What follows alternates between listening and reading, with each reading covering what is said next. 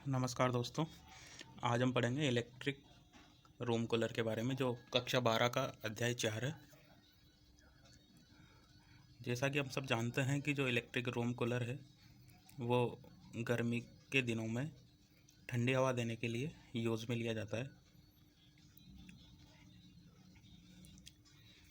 आजकल ठंडी वायु प्राप्त करने के लिए सबसे अच्छा विकल्प एयर कूलर ही है। आजकल कई अलग अलग प्रकार के विभिन्न ब्रांड के एयर कूलर बाज़ार में उपलब्ध हैं, जैसे रूम कूलर हुआ, डक्ट कूलर हुआ। केंद्रीय हवा को ठंडा करने के लिए बड़े हॉल, बड़े कार्यालयों आदि में एयर कूलर लगे होते हैं, जो क्षेत्र के आधार पर ठंडा करते हैं। ये सभी एक ही बुनियादी सिद्धांत पर कार्य करते हैं। इनका जो सिद्धांत होता है वो क्या होता है? अधिकांश कूलर वाष्पीकरण के सिद्धांत पर आधारित कूलर हैं, जो कि स्वयं कूलर या डेजर्ट कूलर के नाम से भी जाने जाते हैं। जनरली जो कूलर होता है वो इस टाइप का होता है।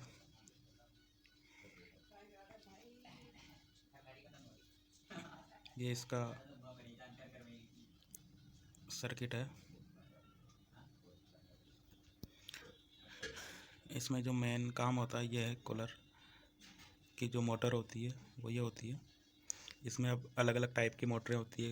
एक एल्यूमिनियम की भी होती है, कॉपर में भी होती है। अलग अलग रेंज के अकॉर्डिंग अलग अलग टाइप के कूलर होते हैं। यहाँ ये पंप लगा होता है, पानी को कूलिंग पैड तक पहुँचाने के लिए पंप लगा होता है। यहाँ से पानी जाता है पंप के माध्यम से। ये वाटर टैंक होता है पूरा, यहाँ से पानी जाता है पंप के माध्यम से। ये कूलिंग पैड है पूरी, इन कूलिंग पैड में आता है पानी। यहाँ से हवा एंटर करती है।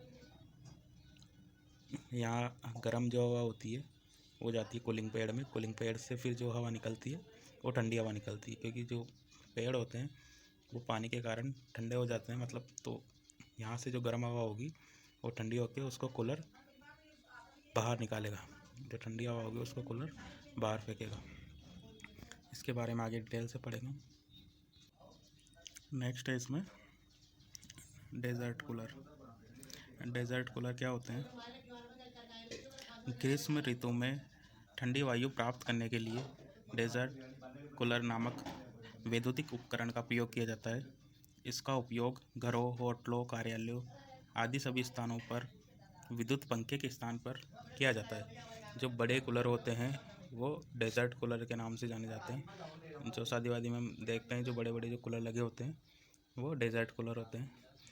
इसका जो सर्किट डायग्राम होता है वो कुछ इस तरह का होता है। इसके अभी हम अलग अलग पार्ट के बारे में जानेंगे। इसी में मैं सब कुछ बता देता हूँ, कौन सा पार्ट क्या काम करता है और कैसे ही कूलर वर्किंग करेगा। इसमें जो फर्स्ट है,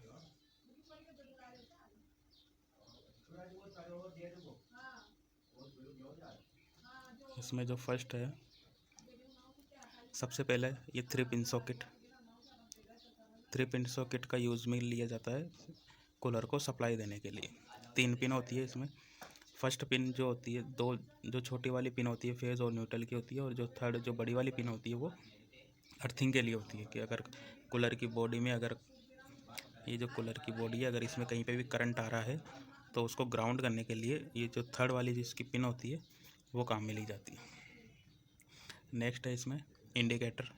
ये इंडिकेटर दिया हुआ है। इंडिकेटर काम करता है कि जो कूलर है उसके अंदर सप्लाई आ चुकी है। इंडिकेटर का काम क्या है कि कूलर में सप्लाई पहुंच चुकी है, ये अपन को निर्देशित करता है। इसके बाद है पंप का ऑन ऑफ स्विच।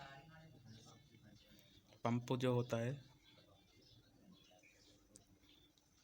यहाँ दोनों के ही स्विच लगे होते हैं, पंप के और मोटर के।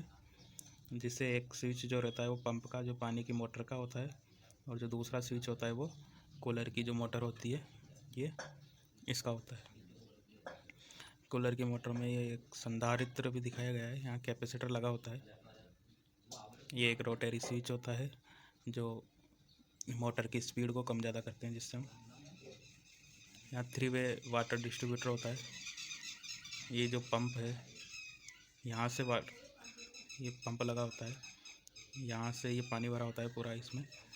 ये इसके कनेक्शन दिए हुए हैं, ये जो 2 वायर जा रहे हैं इसके कनेक्शन, इसके वायर हैं।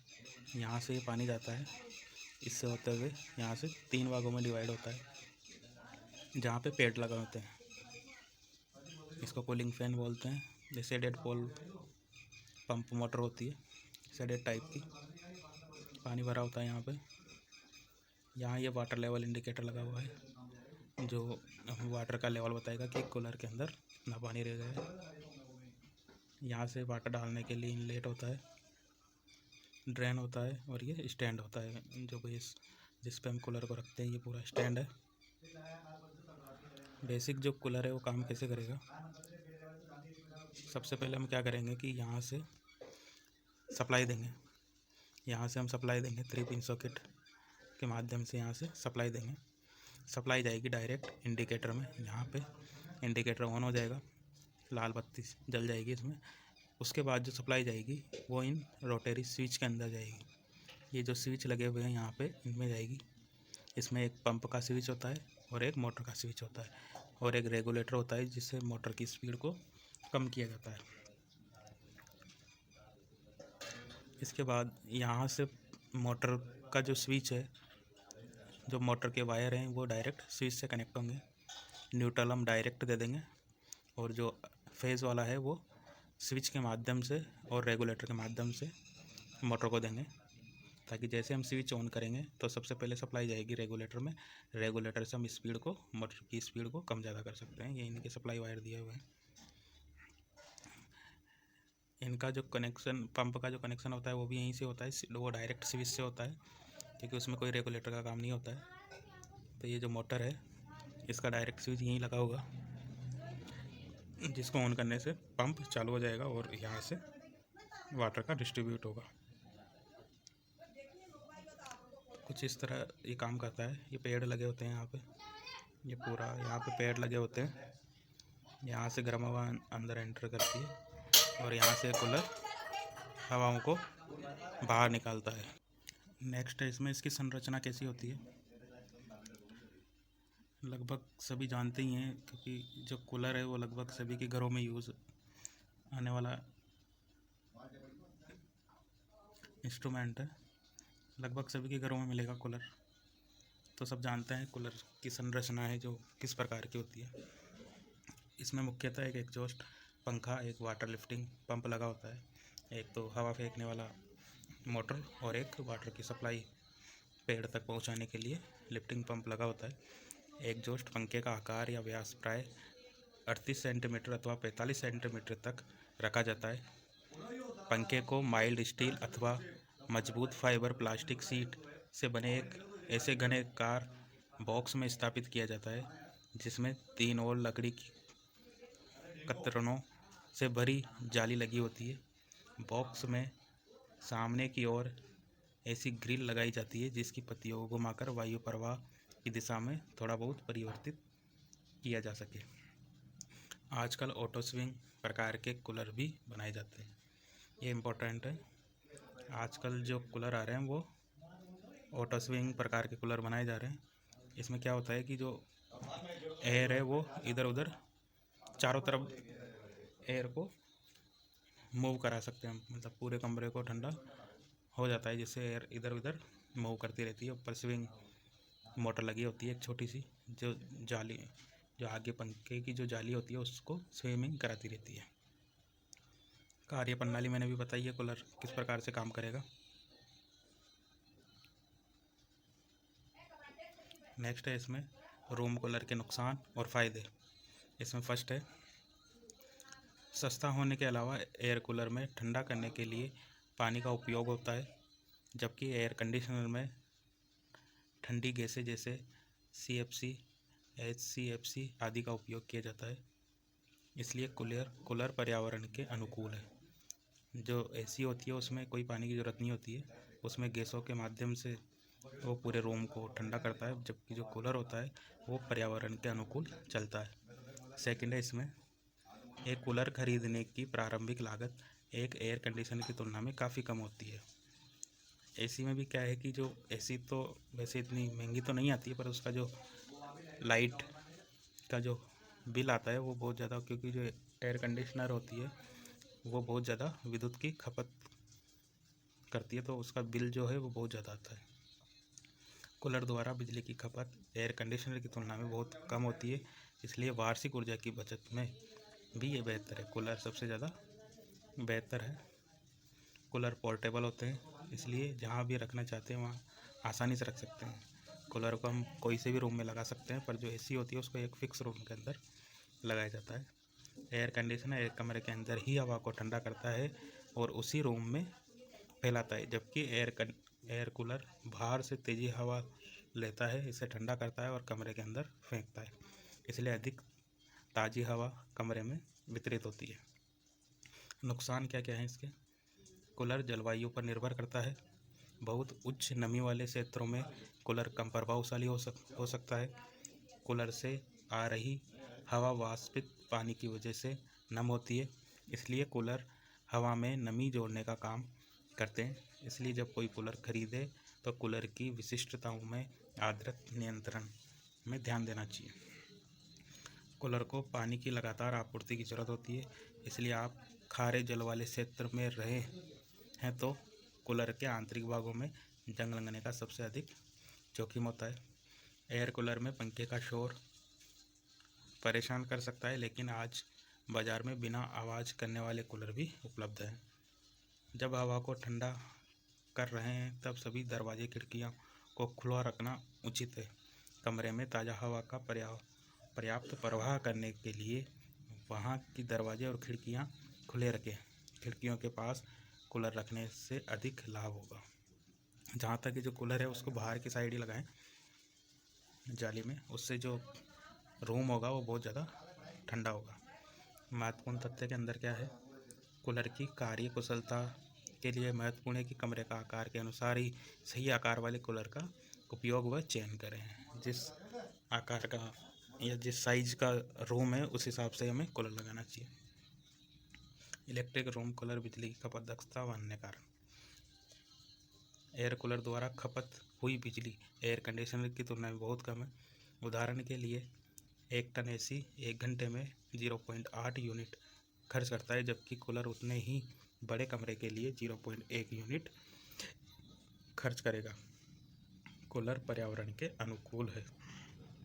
जलवायु के अलावा पेड़ खस भी दक्षता में योगदान करता है। ठंडा पेड़ इस्तेमाल करने का तरीका पानी अवशोषण व वाष्पीकरण की प्रक्रिया पर एक बड़ा प्रभाव डालता है। 2 लोकप्रिय तरीके छत्ते और स्पेन लकड़ी ऊन है। दोनों तरीकों में फ़र्क पानी अवशोषित और इसके माध्यम से हवा में परिवर्तित होने वाले सुविधाजनक बनाने की क्षमता है। जिस टाइप का कूलर होता है उस टाइप का पेड़ में यूज़ भी ले सकते हैं। कूलर में होने वाली खराबियाँ तथा निवारण। जैसे फर्स्ट अगर खराबी है ब्लेड का न घूमना। ब्लेड क्यों नहीं घूम रही है? तो सप्लाई ना आना, आर्मेचर का जल जाना, जो मोटर के अंदर जो आर्मेचर लगा होता है उसका जल जाना। निवारण कैसे करेंगे? उसका सप्लाई चेक करेंगे, यदि कोई तार निकल गया हो तो उसे ठीक करेंगे, यदि आर्मेचर जल गया हो तो बदल देंगे। सेकेंड है इसमें कूलर का ठंडा हवा न देना। जालियों में या खस में धूल जमना, पानी का लेवल कम करना। हर साल में जो कूलर की जो पैड होती है, जो जालियाँ होती हैं, उनको हमेशा साफ़ करना चाहिए और जहाँ तक कि घास को नहीं लगाना चाहिए। जालियों को साफ़ करेंगे और घास बदल देंगे, पानी का लेवल उचित मात्रा में भर देंगे। वाटर पंपिंग मोटर का ठीक से काम न करना। मोटर को ठीक करें, यदि पूरी तरह ख़राब हो गई हो तो बदल दें। मोटर का काम न करना, वाइंडिंग या कैपेसिटर ख़राब हो जाता है। ज़्यादातर जो अगर मोटर धीरे चल रही है तो उसका ज़्यादातर कैपेसिटर को हमें चेंज करना चाहिए। मोटर की आर्मेचर ब्रश कट जाने के कारण बार बार जलना, तो इसका क्या निवारण है? वाइंडिंग या कैपेसिटर ख़राब हो गई हो तो ठीक करें, अन्यथा बदल दें। यदि आर्मेचर बार बार जलता है तो ब्रश चेक करेंगे, यदि कट गए हो तो उसे बदल दें। कूलर की बॉडी में करंट आना, तो क्या कारण है इसका? अर्थ फॉल्ट का होना, टर्मिनल हाउसिंग का टूटना, फैन तार का बॉडी के संपर्क में है। इसका क्या इलाज है? अर्थिंग ठीक करें, इसे बदल दें, इसे बॉडी से अलग कर दें। 5th पॉइंट है इसमें ऑटो स्विमिंग का काम न करना। तो क्यों नहीं कर रहा होगा ये? यदि ऑटो स्विमिंग मोटर ख़राब हो गई हो तो हवा एक ही दिशा में रहेगी। वो जो कूलर की जो सामने जो पंखुड़ियाँ होती है वो स्विमिंग नहीं करेगी। ऑटो स्विंग मोटर को बदल दें। वायरिंग स्विच में खराबी, वायर कट गए हों तो स्विच टूट गए हों तो स्विच को बदल दें।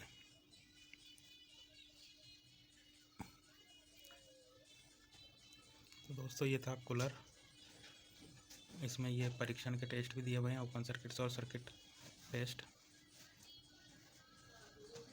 इसमें भी बता देते हैं।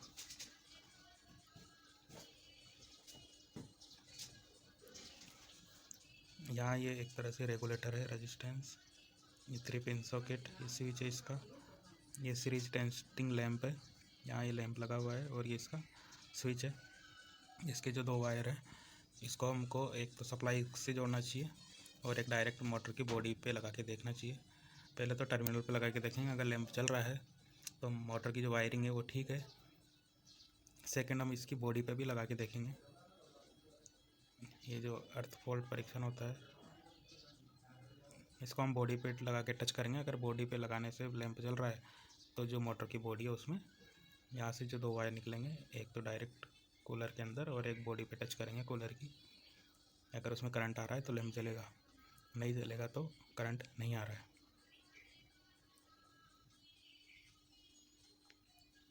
कूलर का इंस्टॉलेशन कैसे करते हैं, इस टाइप से इसका जो नीचे का बेस होता है वो इस तरह से तैयार करते हैं।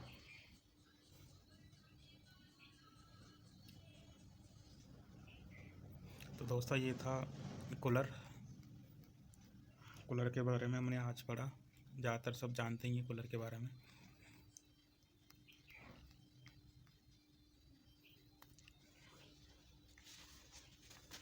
वीडियो को शेयर करें और अपने दोस्तों को भी इसका लाभ दें। और जो चैनल पे नए आए हैं चैनल को सब्सक्राइब अवश्य करें। मिलेंगे फिर नेक्स्ट नए वीडियो के साथ। और घर पे ही रहें, अपने और अपने परिवार वालों का ध्यान रखें। धन्यवाद।